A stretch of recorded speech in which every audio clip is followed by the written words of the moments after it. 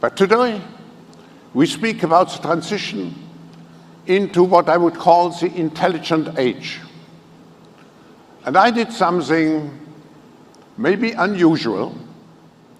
I took ChatGPT and I had a long discussion with ChatGPT, with my pot, if I may say so, to see how this new era will look like.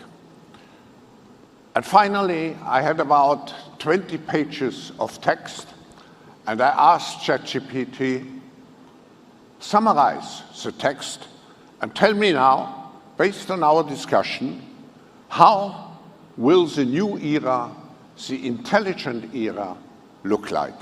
And I read you the text.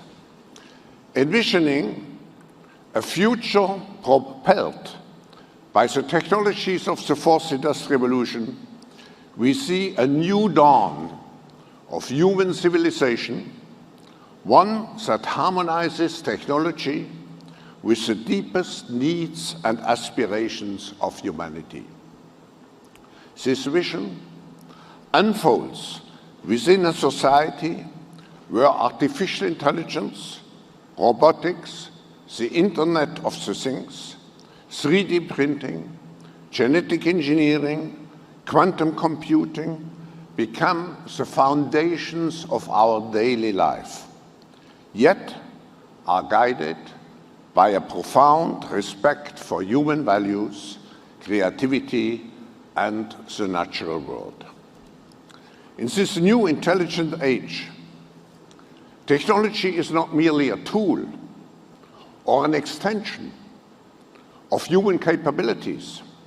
It is a partner in shaping a world where every individual has the opportunity to reach their full potential. Education systems will be revolutionized by personalized learning platforms powered by AI, adapting to each student's pace and style of learning, ensuring that no one is left behind. Healthcare becomes predictive and personalized with treatments tailored to the genetic makeup of each individual, and remote monitoring technologies will ensure that high-quality care reaches even the most remote areas.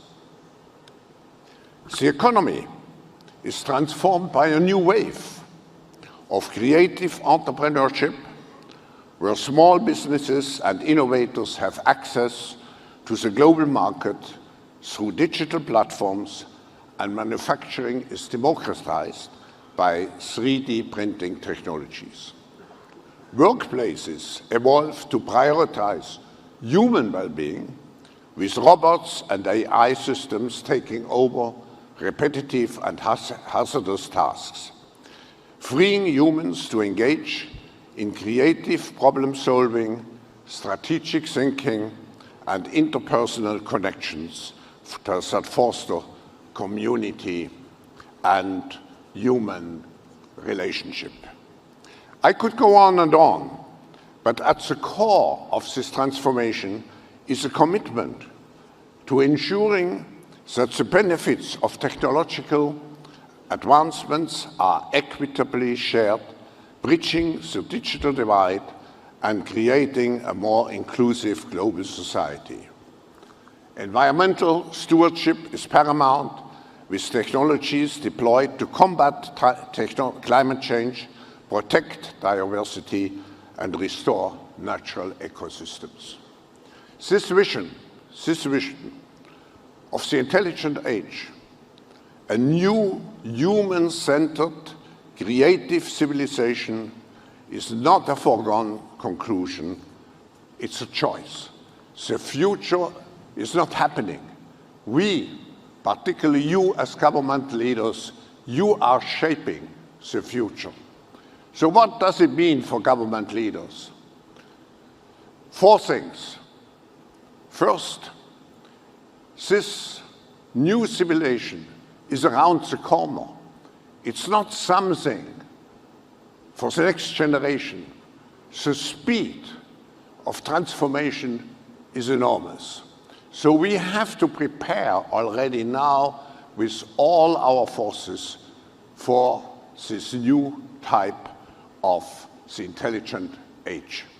Second, I think it's important to use technology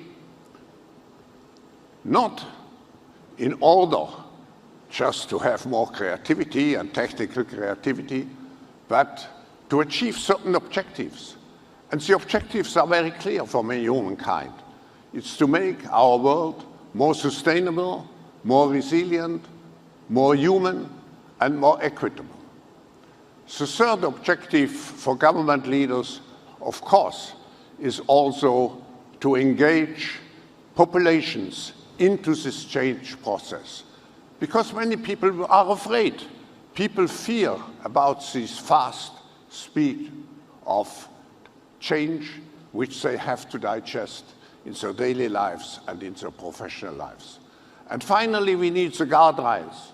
We need the ethical frameworks to make sure that we keep the ghost of AI in the bottle. And we have only the beneficial benefits, but we do not create a utopian future. Finally, if we look at leadership in this new age, political leaders, I think a political leader has to combine three different dimensions. He has to be first a technician, a scientist. He has to understand those new technologies. But second, he has to be a philosopher. He has to understand the interactions of those new technologies with the other parts of our daily lives. And finally, he has to be a humanist. He has to prioritize not technology, but the human aspect. So, if I look forward, we don't want to move into using the fourth industrial revolution into a cold bureaucracy. We don't want to move into a technocracy.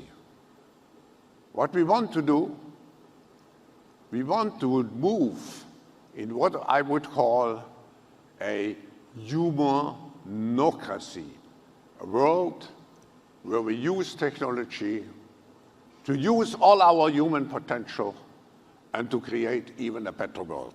Thank you.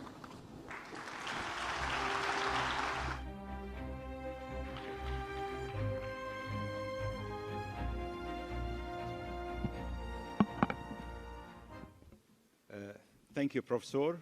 I have two quick questions. Are the economic model we are pursuing sustainable in the long term? Mr. I think when we look at what we have to do in order to facilitate the transition into this new world, we have to rethink our economic and even social policies. And I think we have to put more emphasis on the individual. And if I look, for example, at our economic policies, we put now too much emphasis on preserving what we have. So if I look at subsidies instead of incentives, if I look to the need of internalizing external costs, we really have to make sure that we invest into the infrastructure and the skills which we need tomorrow. Thank you. My second question is, what steps can be taken to ensure future civilizations are more inclusive? I think when we look at the infrastructures for tomorrow, it's not just access which we have to keep in our mind when we design those infrastructures. It is affordability, to make sure, like for the internet, we should start with, to make sure that everybody can afford to be part. And finally, it's also the functionality. We have to create functions which can be used by everybody in the educational system, in the health system, and in such a way, by providing everybody with the opportunity to be part and to have access, to have affordability, to have functionality, I think we can make sure that nobody is left behind. Thank you. We have time for one more question, if you allow me. My third question is, how will rapid technological advancement shape the society and the economy of future civilization?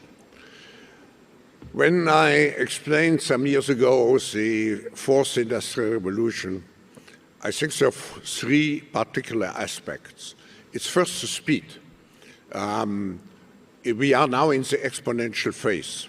And just as an example, the internet is now about 30 years old. The social media about 20, 25 years old. We will see, and how much have they changed our lives? We will see the same amount of change, the same speed of change in the next 10 years. So it's a compression, time compression of change. That's the first one. The second one is, when we talked about the first industrial revolution, we had, of course, the steam engine, we had electricity, but now we have a multitude of technologies, all working together to a certain extent in combination. Just think of the power of the combination of artificial intelligence, quantum computing, and big data. So it's a combination of the different technologies which really bring the fundamental change.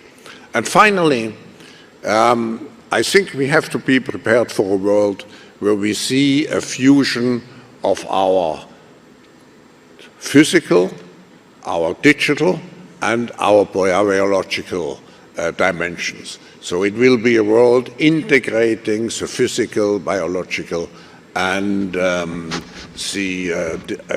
digital dimensions. So it will be a new world. And I'm looking for a minister in 10 years. Probably it will be completely different from what it is now. But we have, as you also mentioned in your speech, I think we have to remain optimists. Thank you. Professor, always a pleasure having you. We start always the summit with your speech and your thought. And thank you for being with us here. And thank you for supporting the summit. Thank you very much, Minister. Thank you.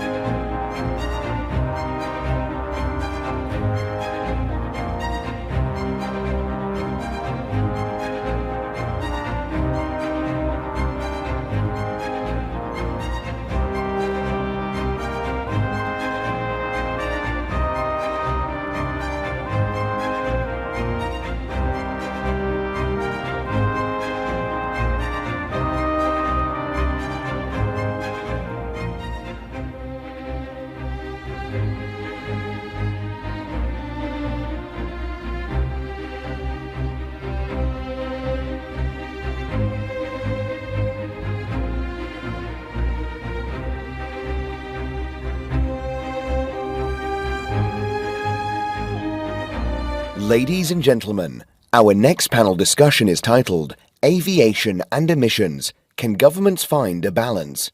This session is moderated by Richard Quest from CNN. Please join me in welcoming our distinguished panel.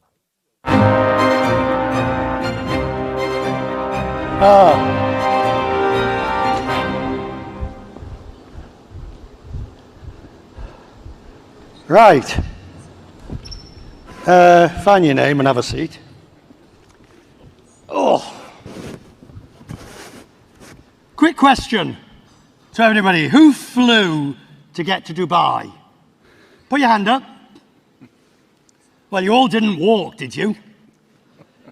Who offset their ticket? One person over there, two people. Who didn't even bother to think about offsetting? That's the problem. With me is the Secretary General of ICAO and the head of Airbus. And the panel is on sustainability in aviation and how we're going to meet targets. Before we do that, though, we would be seriously remiss if we didn't talk about safety.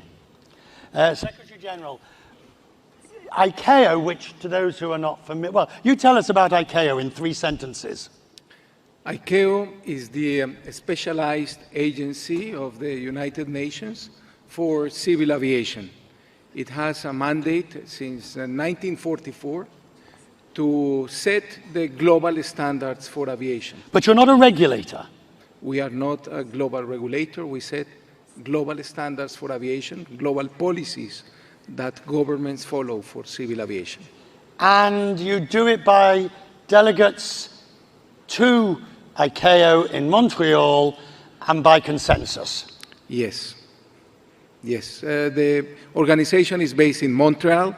It has a permanent council, and it has a group of experts called the Air Navigation Commission, and this system adopts the global standards for aviation. And many of you may have noted, you probably all here heard of the Warsaw Convention, the Chicago Convention, the freedoms of the air. This is all you.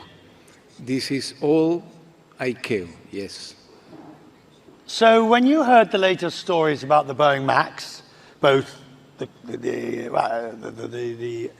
tragic crashes and the latest door that, well, I'm not sure what it did, but it certainly departed the aircraft in an unintended fashion. How concerned were you? Well, we are confident that the global standards that secure that aviation is the safest mode of transportation are at work even when things doesn't happen and it's supposed to happen. And so whenever there is an incident or worse, even an accident, then these global standards make sure that aviation continues to be the safest mode of transportation. But your organization is also the one that sets the rules for how the reports have to be done, the time scales, the searches, and all those sort of things, aren't you? Yes, yes. Right. Those are global standards that each member state follow. Guillaume, I realize asking you to comment on your principal competitor would be somewhat unsavory. But on the question of safety, did you look at the latest MAX incident and think, there but for the grace of God, go us? It could be us next time. Yeah, with our competitor and with the rest of the industry, we share the objective of safe flights, safe mode of transportation for aviation. So that's never good when an incident is happening, whatever the type of plane. And this incident makes us very humble. We're just thinking again and again and again, what should we be doing to not be in that situation? Are we well protected from events? And the less accidents we see, the less acceptable each and every single accident. So the bar is constantly being raised, and that's good. That's for the safety of passengers. But related to this, and I won't spend much longer on this, but related to this is the examination, which we won't do here, of what clearly went wrong at Boeing, focusing on share value, focusing on other things besides engineering and safety first, arguably. To that extent, do you look and think, do I need to tweak Airbus? Do I need to just, there's a red flag being shown to us. How do I respond as a result? we're always challenging ourselves on what we do, on what we don't do, on what we should be doing differently to try to get better. And we take learnings from everywhere, from mishaps, from what's happening in other industries, innovation, discussion with the regulators and the trends in the industry, what's happening with digitalization and what it enables. So we're constantly reviewing, challenging, and that's also the role of the governance in a company, of the discussion that the management is having with the board and with advisory and experts outside of the industry. We're in a very fast-changing world. Even the weather here today in Dubai is reminding us of the speed of change and the very VUCA nature of the world, volatile, unpredictable, complex, ambiguous, and therefore you need to be constantly reviewing what you're doing and challenging yourself. And I think that's one more ingredient of this constant challenge. Aviation has a bad rap when it comes to climate change, sustainability. Everybody, right, well, let's see. Let's see. How many people, let's have a number. How many people in this room think that aviation contributes 20% to global emissions? Few over there. How many of you think it contributes 15% to global emissions? 14%, 13, 12, 11, 10, 9, 8, 7, sorry? So what number do you think? 40%. Do I have an advance on 40%? Sir, what's the real number? 2%. 2%. 2%. So why does, nobody in this room would have said 2% except those who know. Indeed. So why are you doing such a dreadful job of getting that message across? Not just you personally, the whole industry. Guillaume, either of you. Well, 2% is 1 gigaton. And we don't like to think of 2% is small or 2% is not meaningful. I want to believe that we need to take those 2% or 2.5%, I think somewhere between 2 to 3%, to 0% by 2050. We want to take our share, and I am absolutely convinced that aviation is a force for good for humanity, but that global warming is a reality. So we need to deal with it. And that's why with ICAO, with a lot of regulators, government, and other industrial partners, we've set the goal to be carbon neutral by 2050. We have a plan, and we want to go along that plan to combine the beauty and what aviation brings to the world, but also protection of the planet. And so we want to take care of those 2 to 3%. Right, but we can get to the reasons how and why, but the fact is the industry has become the whipping boy or girl to some extent for carbon neutrality, for climate change, because people think it's worse than it is. I believe that now this is changing, Richard, and especially because aviation and all actors, all stakeholders, starting by aircraft manufacturers, engine manufacturers, airlines, airports, air navigation service providers, and governments are aligned in aiming at zero emissions by the year 2050. So now the story of aviation is not to try to convince how little aviation contributes on carbon emissions, but now the story is to convince that aviation is acting to achieve zero emissions by the year 2050. So, how are you going to do it, Guillaume? So that's something quite simple, actually, that we have managed to agree with the rest of the interested parties. Today, you have around 25,000 planes, commercial airplanes, that flying around the world. Only 30% of those planes are of the latest generation. So when you replace an old generation plane by a new one, you're reducing fuel burn by 20 to 40%, depending on what generation you replace. And a lot of the backlog we have is for replacement. So that's the first step. Second step is those planes, the one we are selling right now, are not only burning less fuel, they're also capable of 50% of sustainable aviation fuel. And that's a very important part of the answer, because we're starting to go from fossil fuels to sustainable aviation fuel, and the ramp-up of SAF is a very strong and important ingredient to that equation. Should I go to the end of the plan? No, because I'm going to jump in here, if I may. How significant is SAF, sustainable aviation fuel? You'll hear us use that phrase again and again. How significant is SAF to achieving net zero? Is the pillar. Is the pillar because the technology is now available, as Guillaume was just mentioning, is available in aircraft around the globe, and governments are now focused on aiming and scaling up the production and distribution availability of sustainable aviation fuels globally. Just remind us the percentage of sustainable aviation fuel currently being used by airlines. Less than 1%. Less than 1%. Less than 1% of the fuel that is being used by airlines today is made of sustainable aviation fuel. So we are just at the beginning of that transition. Right, so what do we need to do to accelerate because at the moment it's about 3 times more expensive, 3 to 5 times more expensive SAF over traditional fuel. And unless you're going to pass the price, well, it's not a question of passing the price on.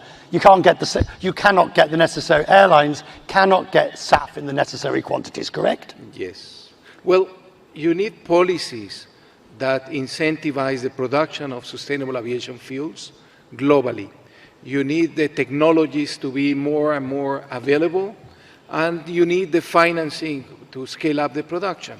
So the countries that have the feedstock to produce sustainable aviation fuels nowadays not necessarily have the technology or the means to produce it, so there lays the challenge. Just remind us what sustainable aviation fuel is made of.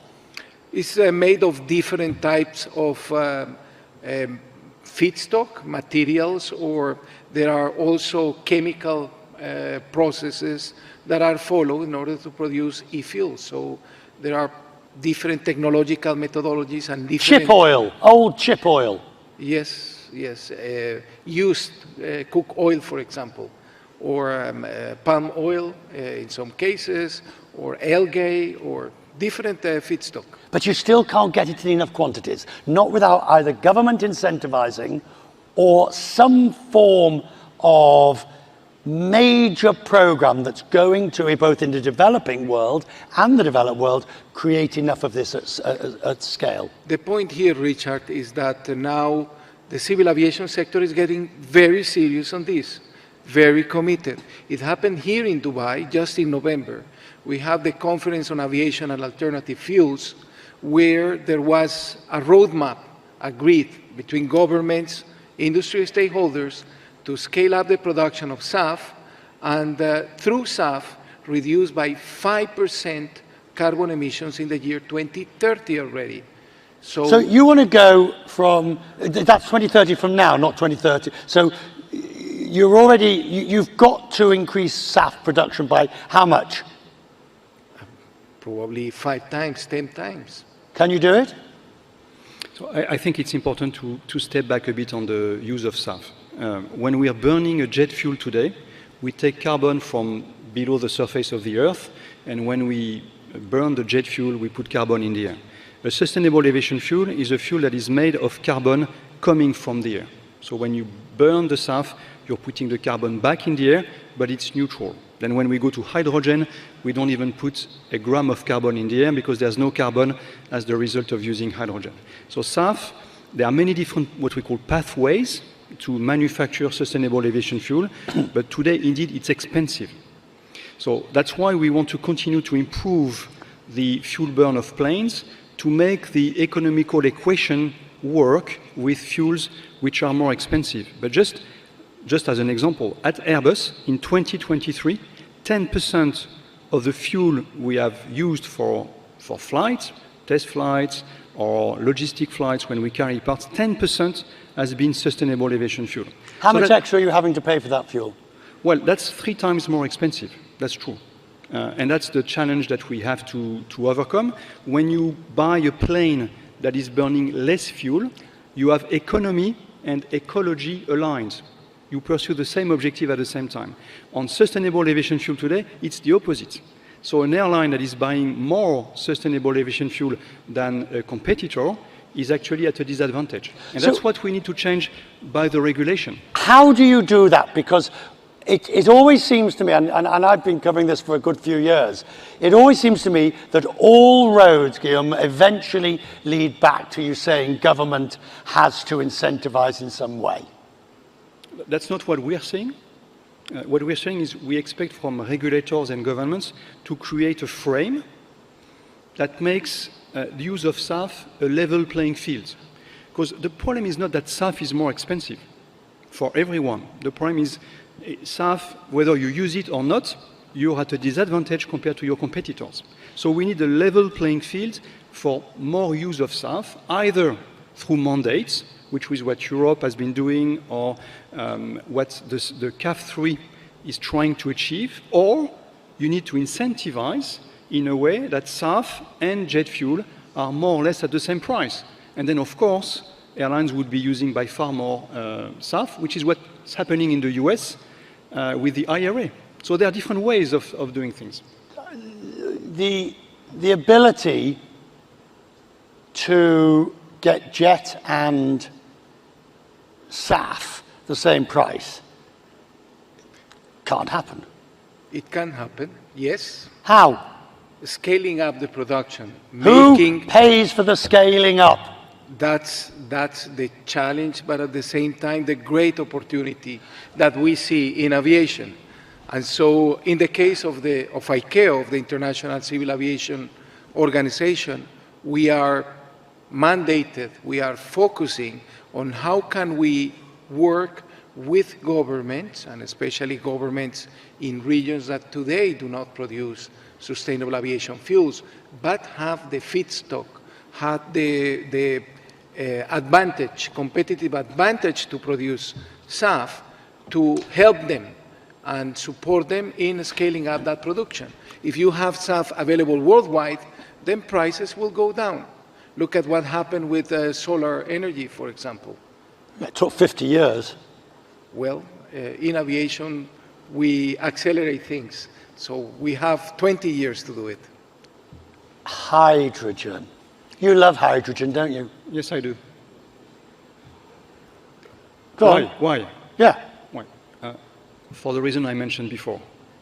I think going from fossil fuel being used, putting carbon in the air, to SAF with a lot of complexity for sustainable aviation fuel to get the carbon out of the air, capturing carbon in quantities that are required for all fuels that we're using in aviation and in other industries will be a massive challenge. Going to hydrogen, where you don't need to capture carbon from the air. You just produce green hydrogen with green energy. So you scale up green energy, and then you burn hydrogen as a fuel, or you use hydrogen in a fuel cell, which means you're just powering with electricity an electric plane. And we believe that's the ultimate way of powering aviation. The only but is that it requires a lot of engineering to go from the today's form of planes we know to new forms of propulsion on aviation. And that's what Airbus is working on very seriously. We want to enter into service the first commercial hydrogen plane by 2035, and we're on track to be doing this. When you say hydrogen, people immediately think, of course, of the Hindenburg and dangerous and gases and things. It's not, is it? Well, if you would have put jet fuel in the same balloon, you might have come to the same output. So it's a completely different story than using a fuel as a fuel and not as a way to... What's the biggest complexity in going to hydrogen? Yeah. So there are 3 challenges if we take a step back. One is to design, test and validate the technologies and do a plane. That's actually the easier part, the technology. The second one is to prepare the regulatory framework for hydrogen, production, transportation, distribution, to certify a plane with hydrogen technologies, there's no regulatory framework today. So that's probably a bigger challenge. And the third challenge is to have the green hydrogen at the airports at the right time, in the right quantity, at the right price, and so on and so on. So 3 challenges, okay? Then when we speak about the plane, I think that was more of your question, the technology on board the plane, you need to have liquid hydrogen, and the liquid hydrogen is at minus 253 degrees Celsius, okay? So that's a technology which we don't have today on commercial aviation, and that we're developing, but that exists on satellites, on rockets, on launchers, as well on trucks. So it's not only rocket science, that's something that can come to aviation. So with hydrogen, because I'm never quite sure when we talk about it, do you have to, I mean, just, you know, we know it works, we just can't get it, we just haven't found a way to get it to work in this scenario? Or is it a case of we're not sure it's going to work, we still need to solve a fundamental problem to get it to work? No, we're sure it's going to work. You don't need to change the laws of physics to make it work. For instance, one example, the energy density of jet fuel is around 12,000 watt hours per kilogram, 12,000. A battery is 200 to 500. So you would have to change the laws of physics, sort of, to power an A320 with batteries. Hydrogen is at 33,000 watt hours per kilogram. So the energy density of hydrogen is great. So there's nothing that is impossible to manage. It's just a lot of engineering, as this has not been done yet. Are you betting the bank on it? No, of course not. You're not? No, we continue to develop traditional commercial aviation planes. We're preparing the next generation of single aisle, of wide bodies, reducing the fuel burn, going to sustainable aviation fuel. But we will be the first one to bring a hydrogen plane for a small number of passengers, smaller distances, to start this technology. Are you working on regulation for electric planes, hydrogen planes? In other words, are you keeping up with them as they are advancing? Are you keeping up with them so that if and when they do create this vehicle, you're able to say, right, here's your rule book for it?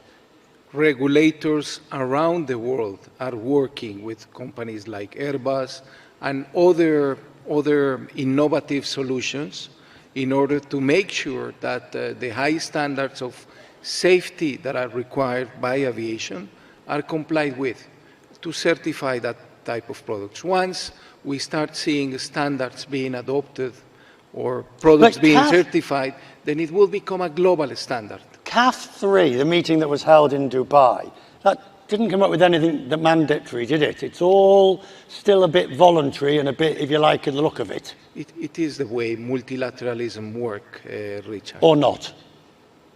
Work. In this case of aviation, if you ask for aviation, for those that started in 1903, if aviation is going to be the safest mode of transportation, probably they wouldn't believe that. And today we have the safest mode of transportation to a great deal thanks to the standards that this multilateral system has brought into place. How do you convince people to continue flying, Guillaume, whilst all this is going on and you are working towards hydrogen and you're working towards zero emissions? How do you convince people to keep flying? Or, I think I'm talking to the wrong audience here because this lot will keep flying regardless, but to the next generation that says, well, it's all very environmentally unsound and not good. Well, actually, that's not what we are seeing, Richard. There's by far more demand than the ability to supply today. The need, the will to fly around the world is amazing, and even with the young generation. The young generation, they are by far more conscious of global warming, climate change probably than we were, but I think they want to fly, and they want to fly decarbonized. So they're looking at us, and they're putting pressure on us, and I think that's okay. It's a matter of speed, actually. I think we all agree on the fact that we'll get there, but we don't have much time. What is difficult is the speed of change, which I think is the same challenge for all industries. What we're saying about transition from carbon-intensive fuels, energy, from fossil fuels to decarbonized energy, is a challenge for all industries. We're 2 to 3% of carbon emissions, which means 97 to 98% of the carbon emissions come from the rest of the industries. But you're getting so much more blame. That's okay. I use it as a positive pressure because we need speed, we need energy. All right, as we come to the end here, you're two leaders who have the potential, well, and I would say are doing, I mean, you have the potential to revolutionize the industry in your various jobs because you are controlling levers of power that will define aviation for the next 50 years. So, sir, as you look to a second term, what's going to be your barometer of success? The barometer of success is the level of progress that we achieve in this ambition to advance to a decarbonized aviation system. And for that, and I take advantage of this World Government Summit to speak to government officials being here. ICAO is willing to support you, to offer you assistance in those efforts, from policies to technical studies to working together with government teams in order to accelerate those efforts. And now ICAO wants to partner not only with governments, but also with financial institutions in order to accelerate SAF production. So those two things we are doing in addition to the traditional efforts we do of establishing our standards. I mean, I suspect that, I don't know, but I suspect you won't be in your current job when the hydrogen plane flies. You never know. Entry into service 2035. Well, I think the board will be wise enough to find someone but younger what's at that your time. barometer of success now? Yeah, it's a good point. We have a short-term priority, which is to do the industrial ramp-up of the production, because there's so much demand for the new planes, for good reasons. The one I mentioned before, they are the enablers on the short term of less fuel burn and going from jet fuel to sustainable aviation fuel. So short-term, industrial ramp-up. More long-term, we are working very hard on bringing the new technologies for decarbonization of aviation, and that's a common challenge for the industry, for the regulators, for the governments, and as well for the users, the airlines, but as well the fuel producers. So that's where it becomes a bit more complex, is we need a full ecosystem transitioning from the today's way of doing business to the future one. Will you invite us both on your first hydrogen flight? I mean, who knows what jobs we'll be in? With pleasure, Richard. We've still got to be alive by then. Ladies and gentlemen, thank you very much.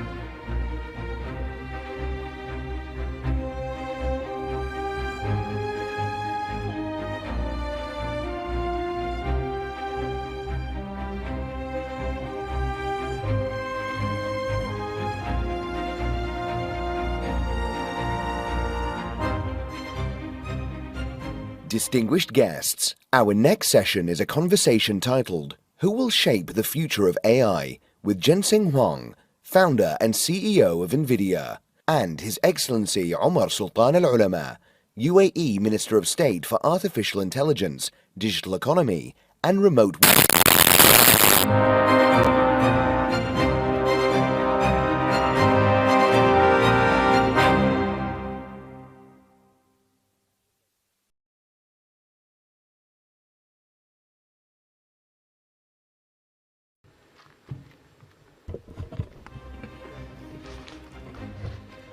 morning.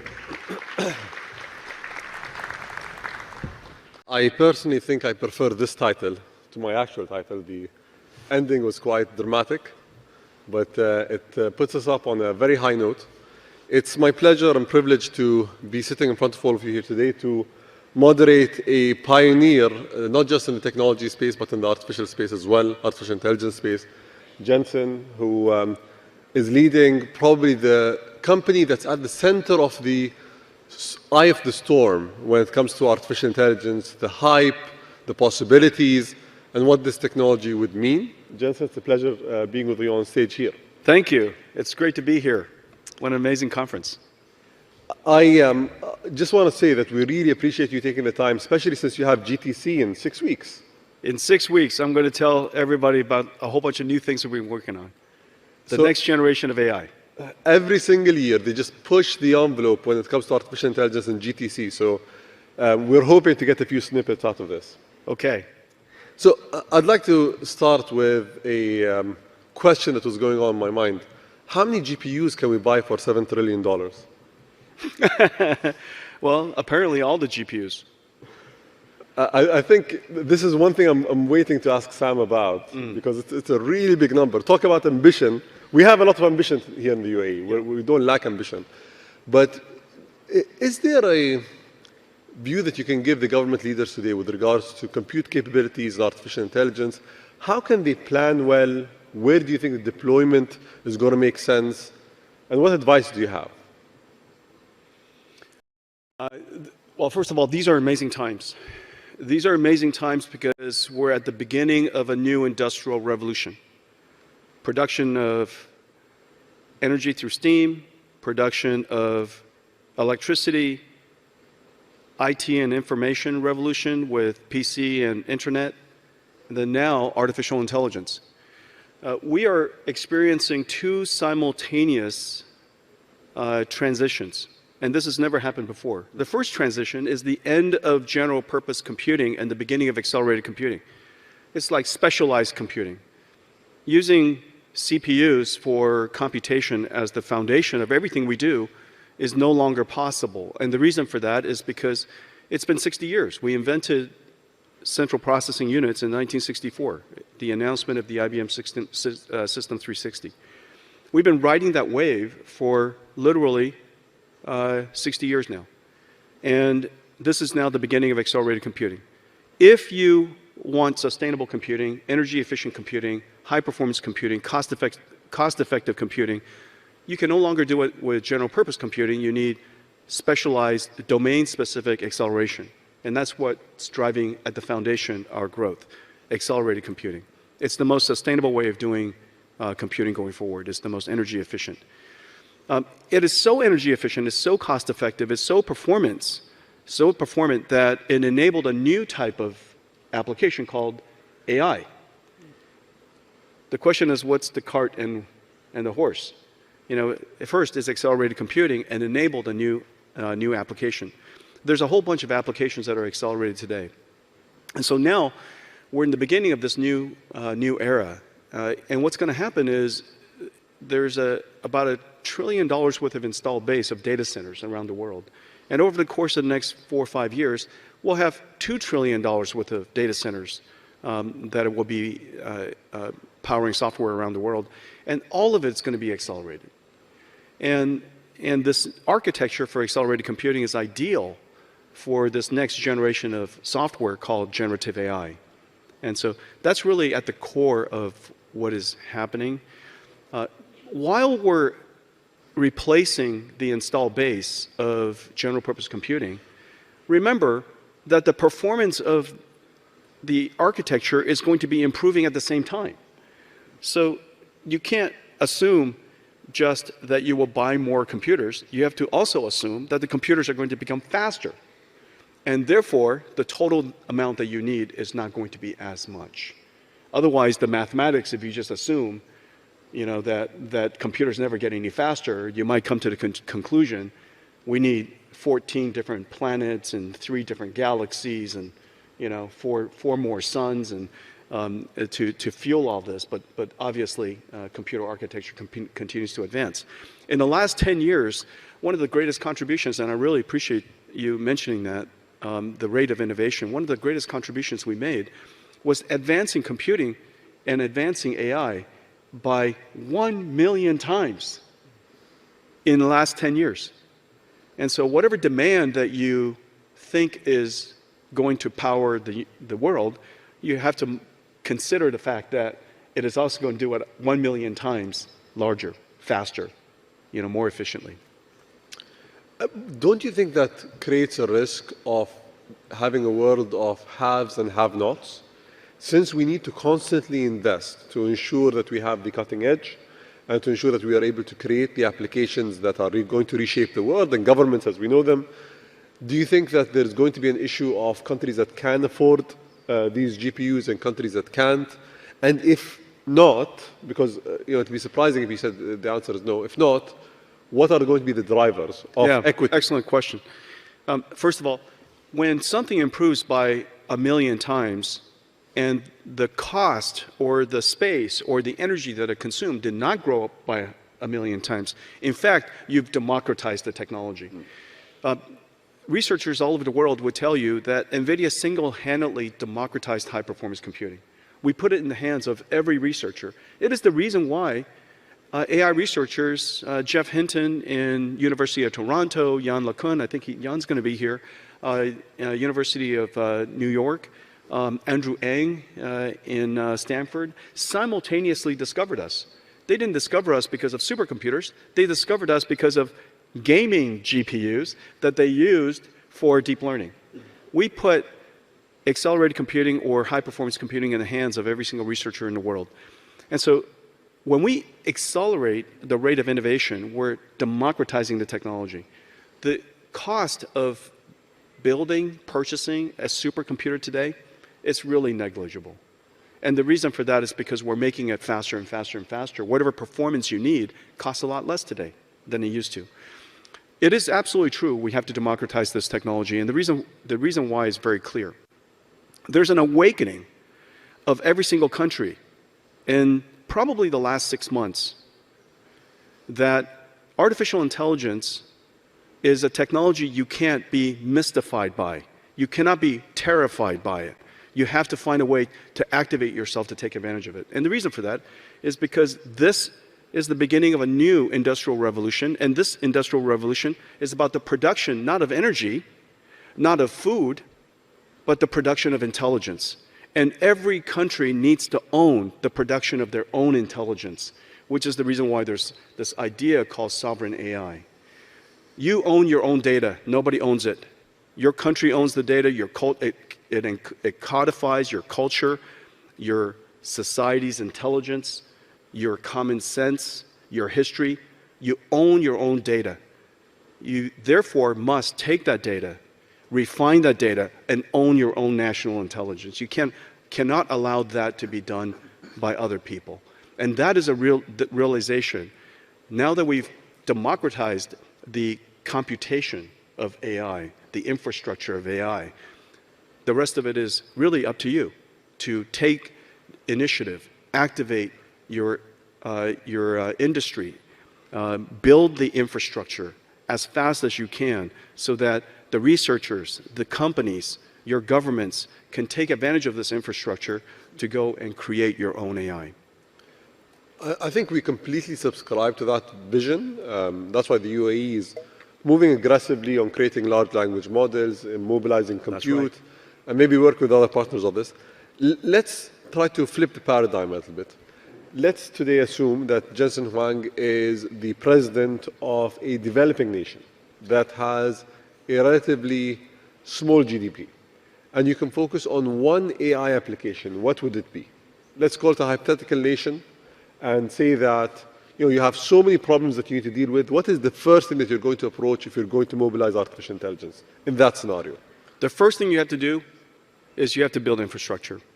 If you want to mobilize the production of food, you have to build farms. If you want to mobilize the production of energy, you have to build AC generators. If you want to operationalize if you want to digitalize your economy, you have to build the internet. If you want to automate the creation of artificial intelligence, you have to build the infrastructure. It is not that it's not that costly. It is also not that hard. Companies all around the world, of course, wants to mystify, terrify, glorify, all of those ideas. But the fact of the matter is, they're computers. You can buy them off the shelf. You can install it. Every country already has the expertise to do this, and you surely need to have the imperative to go activate that. The first thing that I would do, of course, is I would codify the language, the data of your culture into your own large language model, and you're doing that here. Core 42, Saudi Aramco,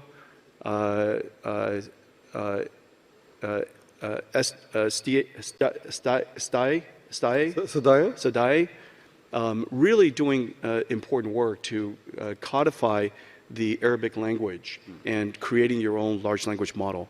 But simultaneously, remember that AI is not just about language. We're seeing several AI revolutions happening at the same time.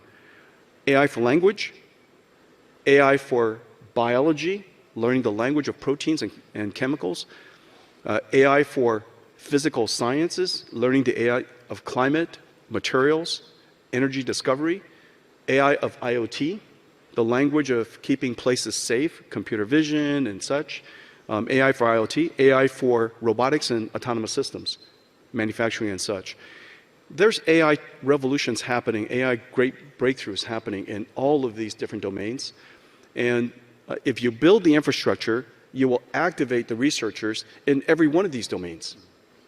Without the internet, how can you be digital? Without farms, how can you produce food?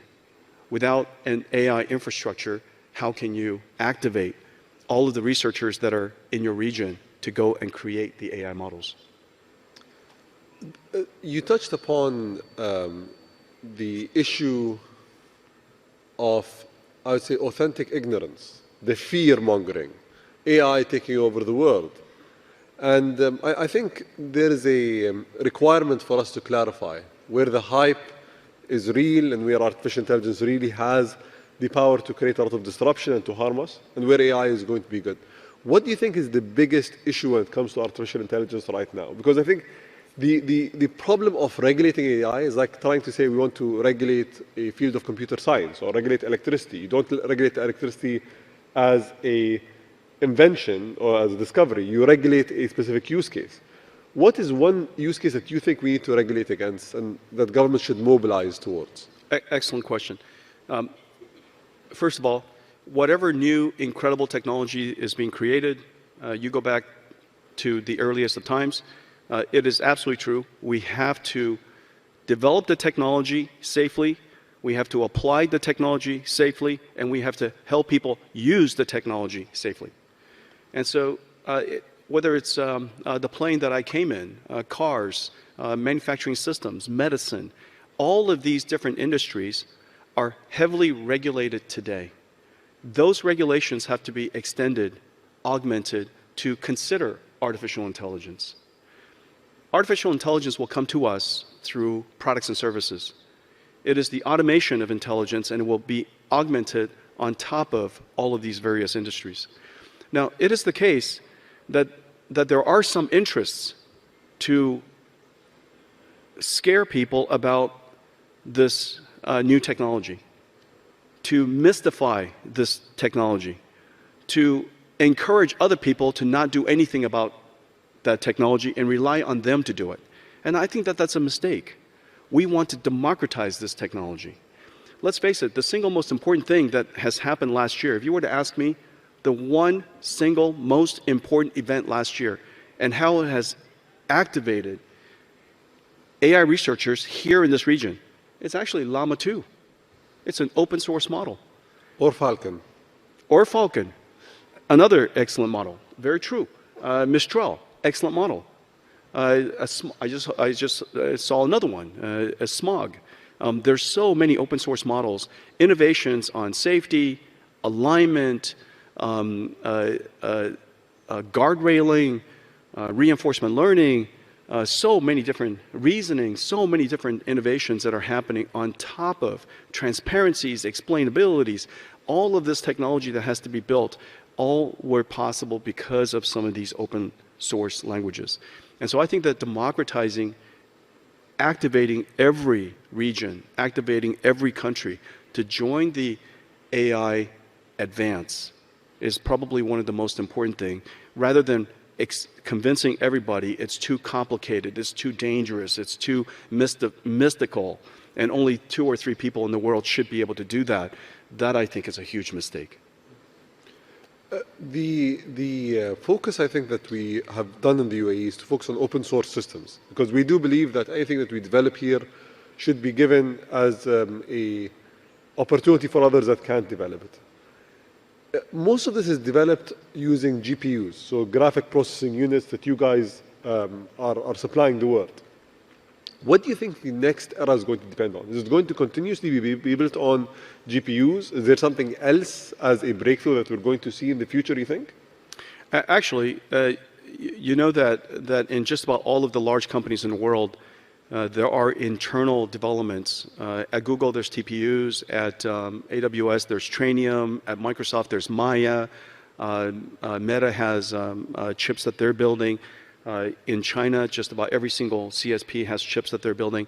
The reason why you mention NVIDIA GPUs is NVIDIA GPU is the only platform that's available to everybody on any platform. That's actually the observation. It's not that we're the only platform that's being used. We're simply the only platform that's used that democratizes AI for everybody's platform. We're in every single cloud. We're in every single data center. We're available in the cloud, in your private data centers, all the way out to the edge, all the way out to autonomous systems, robotics, and self-driving cars. One single architecture spans all of that. That's what makes NVIDIA unique, that we can, in the beginning when CNNs were popular, we were the right architecture because we were programmable. Our CUDA architecture has the ability to adapt to any architecture that comes along. So when CNN came along, RNN came along, LSTMs came along, and then eventually transformers came along, and now vision transformers, bird's eye view transformers, all kinds of different transformers are being created. A next generation state space models, which is probably the next generation of transformers. All of these different architectures can live and breathe and be created on NVIDIA's flexible architecture. And because it's available literally everywhere, any researcher can get access to NVIDIA GPUs and invent the next generation. So for those of you who are non-technical and heard a foreign language there with CNNs and some of the other acronyms that are being used, the thing about artificial intelligence is it's going through a lot of evolutions over a very short period of time. So whatever the infrastructure that was used probably 5 years ago is very different to the infrastructure that's being used today. But what Jensen's point was, I think it's a very important point, is NVIDIA has always been relevant. Historically, we see companies that are relevant at one phase of development, and then as the infrastructure changes, they become irrelevant. But you guys were able to innovate and push through. Let's move to a non-AI related topic for a second. I want to talk about education.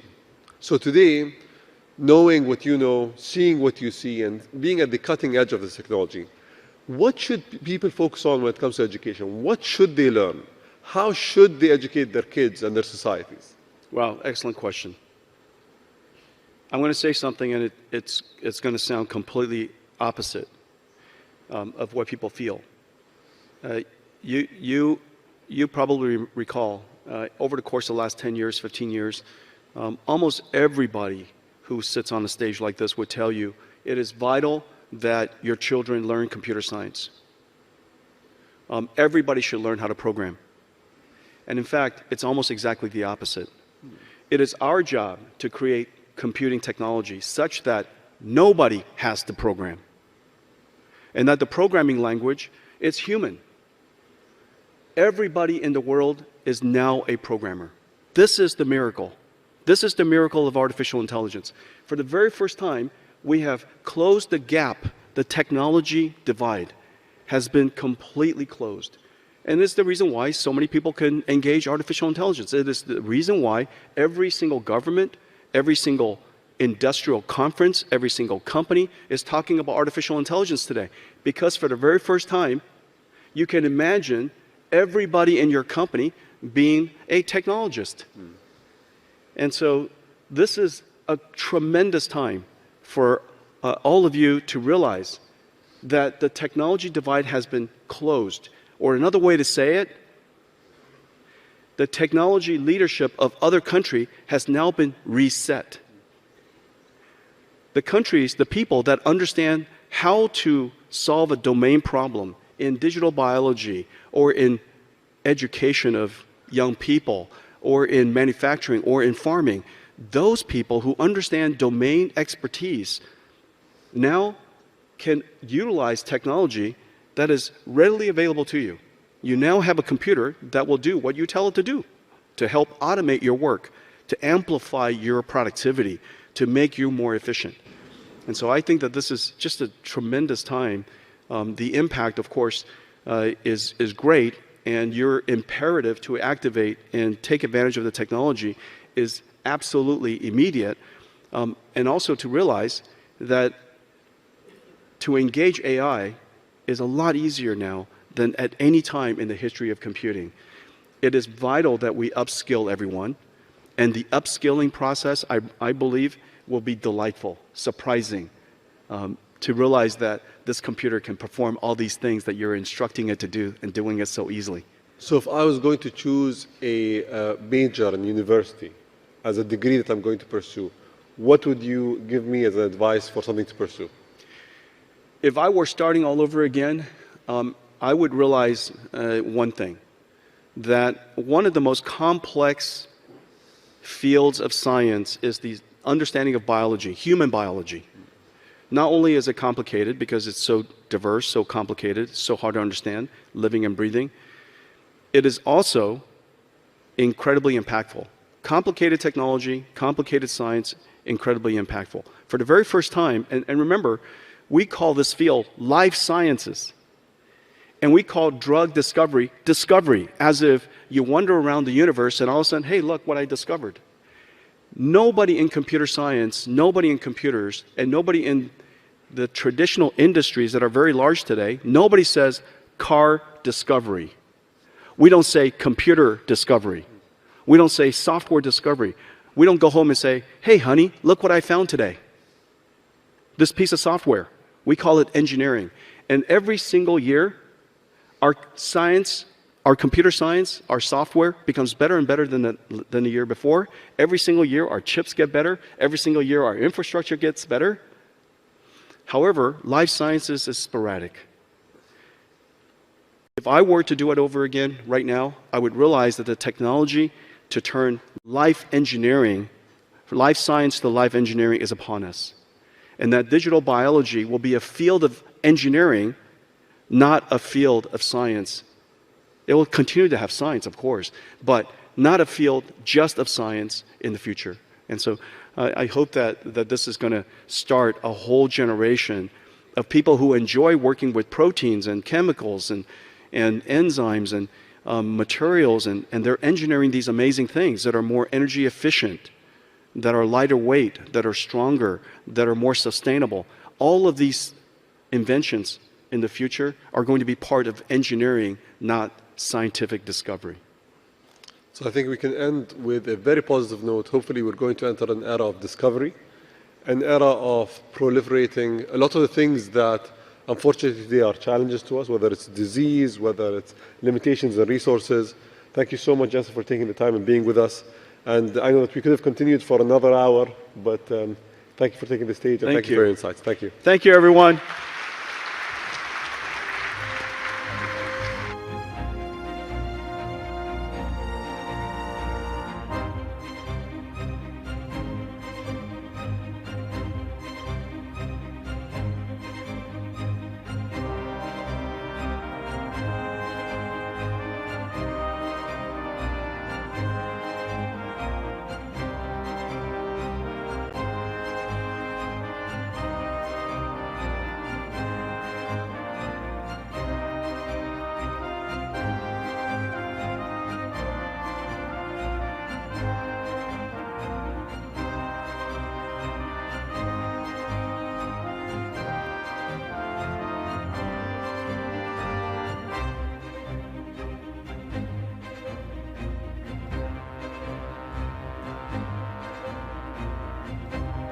أيها الحضور الكريم، سنستأنف الجلسة التالية بعد قليل.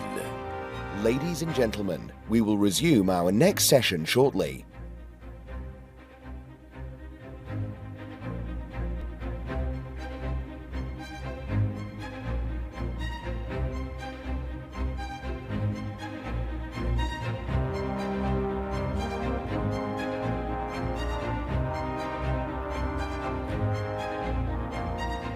أصحاب السمو والمعالي، الحضور الكريم، تنعقد الآن جلسة فخامة بول كاغامي رئيس جمهورية رواندا، تحاوره إليني جيوكوس من CNN.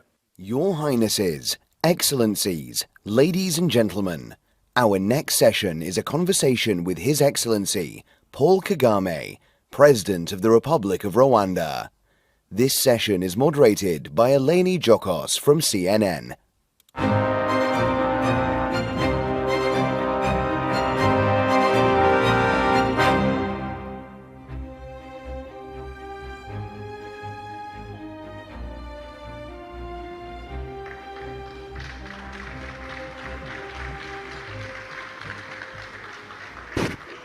A very good morning, ladies and gentlemen. Your Excellencies, delighted to be with you today. A very warm welcome to His Excellency, the President of Rwanda, Paul Kagame. Great to see you, sir. And welcome to a very rainy Dubai, something that we're used to in Africa, but not here in the UAE. Happy to see you. Fantastic. In April this year, it would have been 30 years since the Rwanda genocide. It's an important time to remember. You've built the country back in a very strong and formidable way, but it is important to remember the atrocities that are unconscionable, a tragedy that shouldn't have occurred. The world watched on over that period, and many would say the international community turned its back on Rwanda and didn't intervene. It's a pertinent conversation to have right now, given what we're seeing in this very region, where there are questions about international law being broken and the way that it is applied in Gaza. Do you believe that the international community has not taken heed of the lessons of Rwanda and that we are making the same mistakes again as humanity? Well, happy to see you, Eleni, and happy to be back here in Dubai for this summit. It's always good to be here. There are many ideas that one learns from and contributes to as well. So to the question, lessons learned is always talked about, but I don't see many in the world learning lessons. We should be learning from history, from many things that have happened, from a lot of events. In the case of Rwanda, what you've just said happened. We had a tragedy of the century, more or less, and there wasn't much in terms of mobilization for what was happening to be stopped. It had not been prevented. But at least we were left with an opportunity to learn from it. We have learned ourselves. The world needed to learn. But when you see so many things happening in the world, you question whether lessons were learned. And it's not just in Gaza or it's in many parts of the world. There are so many conflicts, there are things happening that with the resources in the world and with the power in hands of some people, these things should not be happening. It means the power, the influence, the kinds of things some big countries have in their hands are not being put to good use, and that's why we see conflicts, instability, and loss of life to this extent that we see every day. So is it fair to say then, Mr. President, that the international community just is failing because it doesn't have the mechanisms, the resources? I mean, we saw the interim ruling from the International Court of Justice. There's been so much happening at the UN Security Council, frankly, on various issues, and you spoke about other conflicts and other atrocities that are happening even on the continent, by the way, in Africa. How would you define what should be done? Because you've always been someone that spoke about prevention as opposed to be reactionary to what we're seeing on the conflict front. Very true. Countries, nations,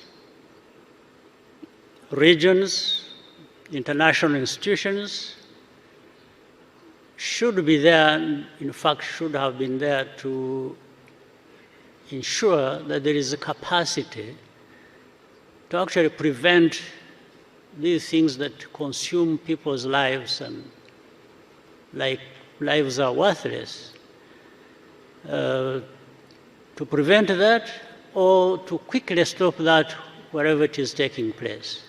But we don't see that happening. So there is a big question mark, therefore, to those in whose hands there is so much power that they have all kinds of resources to use for that to happen, and yet it doesn't happen. So we need to go back to the basics. There must be things that people know, whether it is equality, whether it is fight against division, and preventing people using divisive politics to which underlies, in most cases, these tragic happenings across the world. So as the people of Rwanda remember 30 years ago, where almost 1 million people died, were killed, what do you call on the international community to do right now? Well, I don't know what is new that I would call the world to do that we didn't call the world to do in the past, or that time it was happening. But that is a very significant signal that the world is not learning much from what is happening or what has happened in the past to be able to prevent such a situation from occurring. So what is it there that I can tell the world that has, that can influence the world to operate differently? I don't know. But for those of us who have experienced these situations and circumstances, we've learned our lessons. In fact, one lesson learned is that for countries, that's why I said countries need to build their own capacities. There are also going to be times when you are on your own. And even for things that should attract support or, synergies across, because there is no one country that has everything,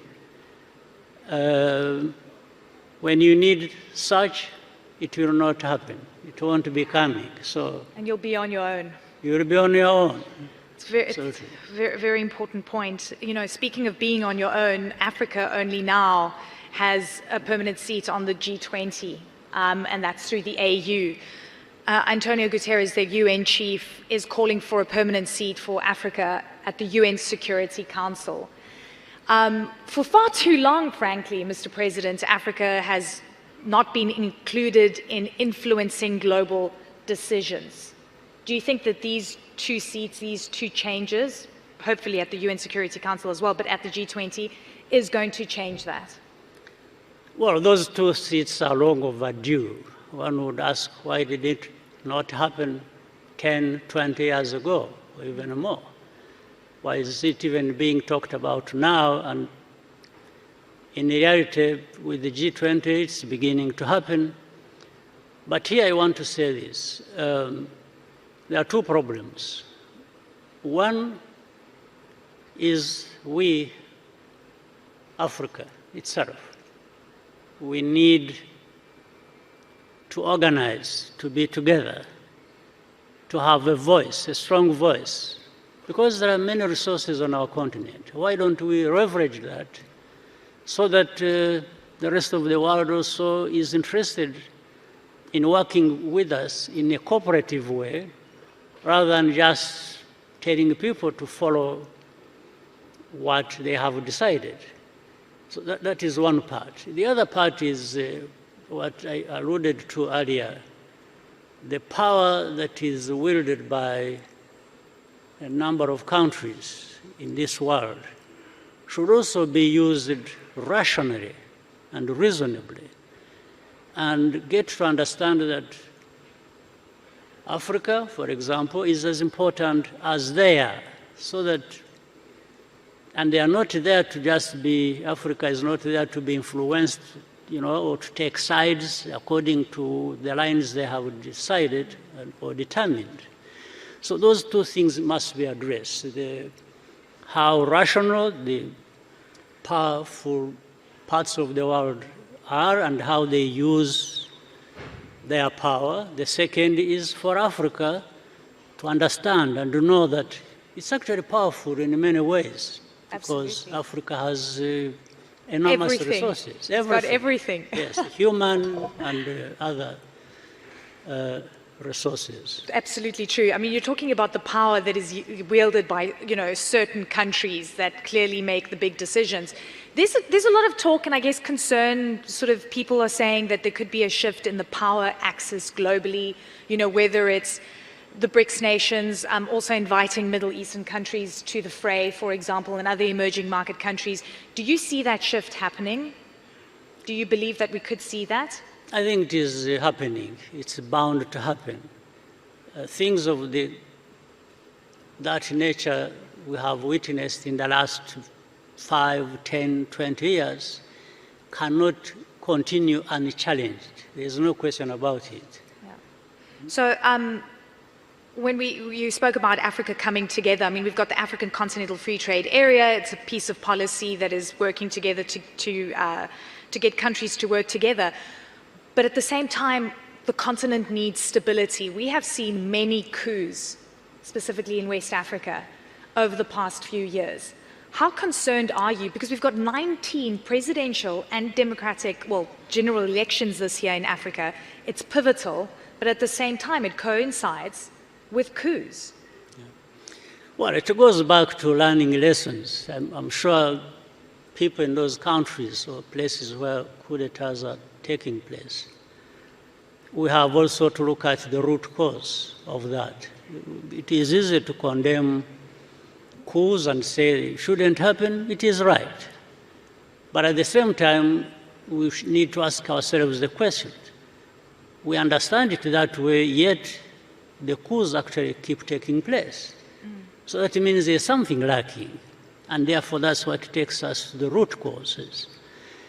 In most cases, it comes down to two things. One is, people talk about leadership and so on and so forth.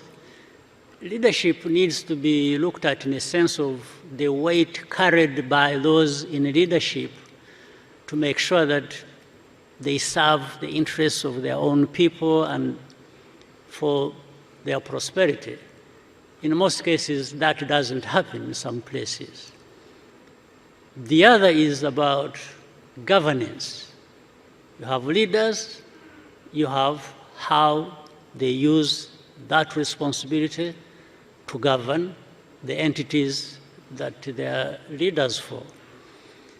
So that's when you see coups happening, you quickly go to that place. It's not just the military taking over, power that is for the civilian entities. It's about why does it happen? Yeah. So two things: leadership lacks, governance is lacking, and there is an implosion, whichever country that happens. Africa has never, and I think it's important to say this, has never had full control of its own value chains. It has never had full control of its natural resources. It exports raw. At some point, it loses the most lucrative part of the value chain. And so many other countries benefit because they've been able to industrialize based on the commodities that Africa exports. Africa is hoping to industrialize further, yes, aggressively so. Do you believe the countries that are watching on and seeing Africa really starting to take control and increase its voice want to see Africa industrialize to the point where they lose their own industrial capacity, because that industrial capacity will move to Africa? Africa must industrialize, whether there are people who wish them to be able to do so or not. The quest of Africa to industrialize should not depend on anybody's decision, but Africa's decision. It is long overdue, and we must industrialize, because, again, what sense does it make that we produce? We have a lot in terms of raw materials, all the wealth, and in fact there is a contradiction. Africa has everything, it's very wealthy. On the other hand, it is also very poor. So what is the explanation? It is not justified. So Africa must come together, must invest in their resources, must invest in value addition, must get involved with manufacturing, and understand there is a sense of urgency as well for this to happen. Are you concerned about external influence on the continent right now? I think, when you speak, it depends on who you speak to. The US wants to exert its influence. Europe, Russia, for example, that's definitely been in the news. Who is influencing the continent? Because China, for example, also wants a foothold and has a big foothold on the continent. Are you worried about external influence and what that means? Well, I think it's a concern, but I'm not worried, because we are responsible for doing certain things for that not to happen.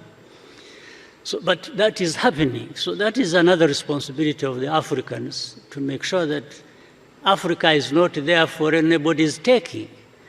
It's as if we are there just for anyone to come and pick and do whatever they want with us. So this is the responsibility we carry. This is something that is urgent, to make sure that we are not there to be influenced to take a certain line or the other line because somebody has decided so and because somebody is powerful.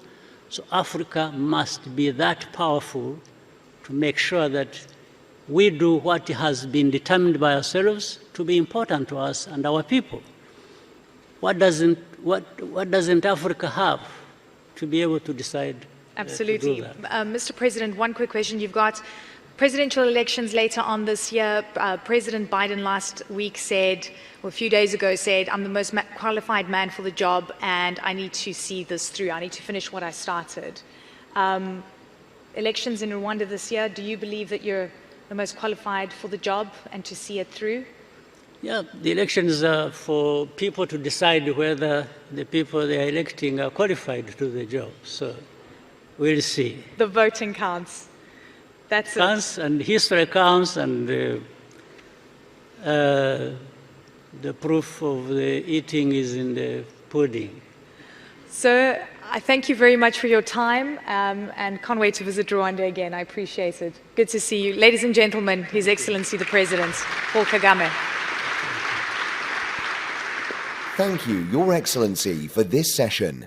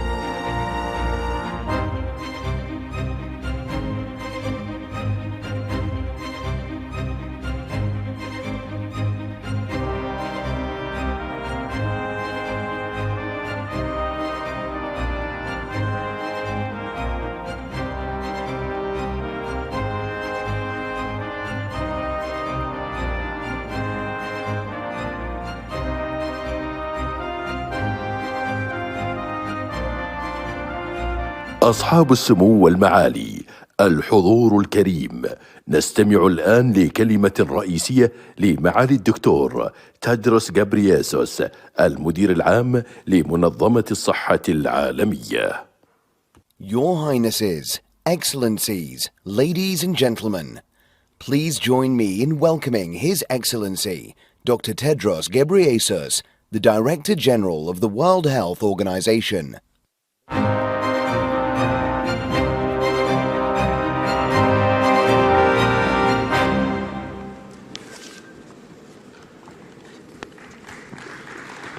Thank you. Thank you. Your Highnesses, Your Excellencies, dear colleagues and friends, Assalamu alaikum wa rahmatullah wa barakatuh. I thank Your Highnesses for your hospitality, for your steadfast support for the World Health Organization and global health, and for the opportunity to address you today. It's a great pleasure to be back in Dubai. I was honored to be here in December last year for COP28, the first COP to include a day dedicated to health. And I thank the UAE for its leadership in giving health such a prominent place in climate agenda. It was the first of its kind, and thank you, UAE, for being a pathfinder. 147 countries signed the COP28 UAE Declaration on Climate and Health, recognizing that the climate crisis is a health crisis. In particular, I thank the UAE for its support for the WHO Global Logistics Hub here in Dubai, which has become an essential part of WHO's operational response to health emergencies around the world.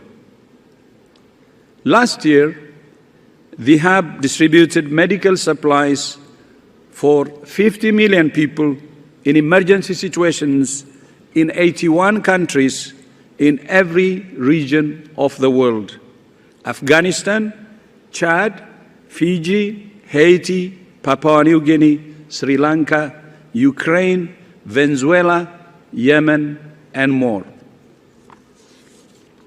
Since the hub opened in 2015 in Dubai, it has expanded sevenfold, from 3,000 to 20,000 square meters. Indeed, the hub is currently playing a vital role in our response to several emergencies around the world, including the ongoing crisis in Gaza. So far, we have delivered 447 metric tons of medical supplies to Gaza. But it's a drop in the ocean of need, which continues to grow every day. Only 15 out of 36 hospitals are still partially or minimally functional in Gaza. Health workers are doing their best in impossible circumstances. I'm especially concerned by the recent attacks on Rafah, where the majority of Gaza's population has fled from the destruction to the north. WHO continues to call for safe access for humanitarian personnel and supplies. We continue to call for hostages held by Hamas to be released, and we continue to call for a ceasefire. Excellencies, on the 12th of February 2018, the same day, 6 years ago, exactly 6 years ago, I stood on this stage and said the world was not prepared for a pandemic, and expressed my concern at that time that a pandemic can happen anytime. And as you remember, less than 2 years later, in December 2019, COVID-19 pandemic struck, and indeed, the world was not prepared. Today, I stand before you in the aftermath of COVID-19, with millions of people dead, with social, economic, and political shocks that reverberate to this day. Although some progress has been made, like improvements in surveillance, pandemic fund, and also the establishment of the pathogen sharing hub, and building capacities in vaccine production, which is a record time, and the periodic review we have started, still the world is not prepared for a pandemic. The cycle of panic and neglect is beginning to repeat. The painful lessons we learned are in danger of being forgotten as attention turns to many other crises confronting our world. But if we fail to learn those lessons, we will pay dearly next time. And there will be a next time. History teaches us that the next pandemic is a matter of when, not if. It may be caused by an influenza virus or a new coronavirus, or it may be caused by a new pathogen we don't even know about yet, or what we call disease X. There has been a lot of attention on disease X, especially recently. But in fact, it's not a new thing. We first used the term disease X in 2018. It was just the same time I spoke here in this government summit in 2018. And we used disease X as a placeholder for a disease we don't even know about yet, but for which we can nonetheless prepare. COVID-19 was a disease X, a new pathogen causing a new disease. But there will be another disease X, or a disease Y, or a disease Z. And as things stand, the world remains unprepared for the next disease X and the next pandemic. If it struck tomorrow, we would face many of the same problems we faced with COVID-19. It's for this reason that in December 2021, WHO's member states met in Geneva and agreed to develop an international agreement on pandemic preparedness and response, a legally binding pact to work together to keep themselves and each other safe. Countries set themselves a deadline to complete the agreement in time for adoption for the World Health Assembly in May of this year. That's now just 15 weeks away. However, there are currently two major obstacles to meeting that deadline. The first is a group of issues on which countries have not yet reached consensus. They're making progress, but there are still areas of differences that need further negotiation between countries. None of them are insurmountable. If countries listen to each other's concerns, I'm confident they can find common ground and a common approach. The second major barrier is the litany of lies and conspiracy theories about the agreement. That it's a power grab by the World Health Organization, that it will cede sovereignty to WHO, that it will give WHO power to impose lockdowns or vaccine mandates on countries, that it's an attack on freedom, that WHO will not allow people to travel, and that WHO wants to control people's lives. These are some of the lies that are being spread. If these lies weren't so dangerous, these lies would be funny. But they put the health of the world's people at risk. And that is no laughing matter. These claims are utterly, completely, categorically false. The pandemic agreement will not give WHO any power over any state or any individual for that matter. Anyone who says it will is either uninformed or lying. But don't take my word for it.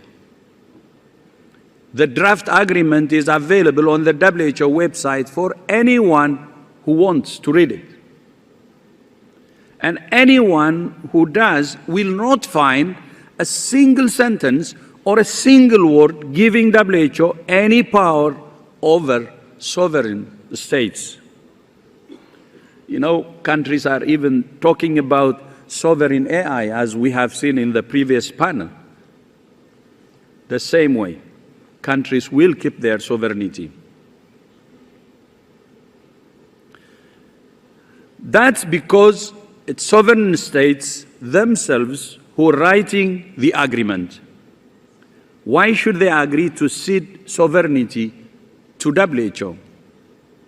We cannot allow this historic agreement, this milestone in global health, to be sabotaged by those who spread lies, either deliberately or unknowingly. Let me be clear. WHO did not impose anything on anyone during the COVID-19 pandemic. Not lockdowns, not mask mandates, not vaccine mandates. We don't have the power to do that.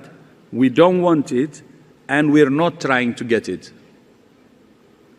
Our job is to support governments with evidence-based guidance, advice, and when needed, supplies to help them protect their people. But the decisions are theirs, and so is the pandemic agreement. It has been written by countries, for countries, and will be implemented in countries in accordance with their own national laws. In fact, WHO will not even be a party to the agreement. The parties are governments and governments alone. Far from ceding sovereignty, the agreement actually affirms national sovereignty and national responsibility in its foundational principles. Indeed, the agreement is itself an exercise of sovereignty. It's about the commitments countries are making to keep themselves and each other safer from pandemics. And it recognizes that they can only do that by working with each other. Let me tell you what the agreement does say. It's a set of commitments by countries to strengthen the world's defenses in several areas, to strengthen prevention with a One Health approach, the health and care workforce, research and development, access to vaccines and other products, sharing of information, technology and biological samples, and more. Now I ask you, what is so problematic about those commitments? Is there anyone who thinks countries should not cooperate? Does anyone think countries should not share information? Does anyone think some people are more deserving than others of access to vaccines and other tools? In our interconnected and interdependent world, countries can only keep themselves safe if they work with each other. In that sense, the pandemic agreement is a commitment to national security. It's in every country's own national interest, because pathogens have no regard for the lines humans draw on maps, not for the color of our politics, the size of our economies, or the strength of our military. For everything that makes us different, we are one humanity, the same species, sharing the same DNA and the same planet. We have no future but a common future. Common threats then demand a common response. That's why this pandemic agreement is so important. Your Highnesses, Your Excellencies, the COVID-19 pandemic inflicted huge losses on communities, countries, businesses, and economies. Those losses must not be in vain and must not be repeated. It's possible or even likely that we will face another pandemic in our lifetimes. We can't know how mild or severe it might be, but we can be ready. Are we ready now? Not yet. That's why the pandemic agreement is mission critical for humanity. It's a pact with the future that we will not expose the generations who follow us to the same suffering that we endured. Had it been in place before COVID-19, had the agreement been in place before COVID-19, we would not have lost so much. Now is the moment for leadership from the highest levels of government to deliver the pandemic agreement to the World Health Assembly in 15 weeks' time. Now is the time to say no to inequity, no to lies and misinformation, and yes to international cooperation, yes to equity, and yes to solidarity. As the generation that lived through COVID-19, we have a collective responsibility to protect future generations from the suffering we endured. May history record that we rose to that responsibility and made the world a healthier, safer, and fairer place. Shukran jazilan. I thank you. Thank you, Your Excellency, for this main address. الحضور الكريم، نستكمل باقي الجلسات في هذه القاعة ظهر هذا اليوم. إلى حين ذلك يمكنكم حضور الجلسات المنعقدة بالتوازي في القاعات المخصصة لها. شكرا لكم. Ladies and gentlemen, we will resume our sessions in this hall this afternoon. In the meantime, you may attend other breakout sessions taking place at the dedicated halls. Thank you. 太阳星全效克菲尔益生菌，我吃了2-3天，最明显的感觉是睡眠品质竟然变好了。睡得好，让我整个人工作更专注，心情也变得更稳定更好。因为太阳星全效克菲尔益生菌，才让我认识到克菲尔益生菌，它是由多支菌种的益生菌所组合而成，不仅能够维护消化道机能正常运作，还拥有多种有益健康的保健功能，相当强大。你知道吗？有台大教授专门研究它，称它是神仙的礼物。上千篇的国际研究证实，克菲尔益生菌不仅帮助肠道健康，肠道菌透过肠脑轴影响全身器官，所以维持肠道菌丛的平衡是解锁身体健康、精神健康的钥匙。对帮助睡眠、维持好情绪真的很有感，也因为这不是药，有季节敏感、代谢困扰、关心恶性细胞风险的好朋友，选择太阳星全效克菲尔益生菌，做好日常的保养，身体健康没负担。每日克菲尔，时刻美好 ，Good Feel Feel Good，请上快点购健康下单，输入推荐代码有额外的折扣。